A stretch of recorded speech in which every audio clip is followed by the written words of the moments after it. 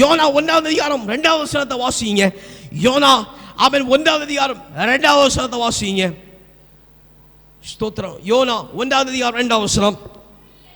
நீ எழுந்து மகா நகரமாகிய நினிவேக்கு போ, அவருக்கு விரோதமாய் பிரசங்கி, அவருடைய அக்கிரமம்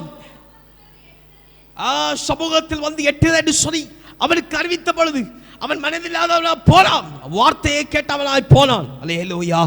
அவன் போகிற வழியிலும் கர்த்தருடைய செய்கையை கண்டான், போன பிற்பாடும் கர்த்தருடைய செய்கை வெளிப்பட்டது. அல்லேலூயா, அல்லேலூயா, அல்லேலூயா. ஒரு ஆவிக்குரிய வாழ்க்கையில கடந்து போக வேண்டும் என்று சொல்லி விரும்புகிற உனக்கு தயக்கம் இருந்து சொன்ன யோனாவை போல இந்த கப்பல் பிரயாணத்தில் போனா சரியாவாது. அல்லேலூயா. அப்படி சொல்லி உனக்கு ஒரு தயக்கம் இருந்து வேற பிரயாணம் எடுக்க விரும்புகிறாய் என்று சொன்ன அருமையான சகோதரர், நல்ல சகோதரி, நல்லா கேட்டுக்கோங்க. அவ இந்த ஓட்டத்தின் பிரயாணத்தில், இந்த ஆவிக்குரிய வாழ்க்கையில, அவ இந்த ஆவிக்குரிய படகா இருக்கிற இந்த வாழ்க்கையின் படகை நீ போக ஆயத்தமான சுகம் பெறுவ. அல்லேலூயா. நீ விடுதலை பெறுவ, நீ உயர்வை கண்டடைவ. அல்லேலூயா, அல்லேலூயா.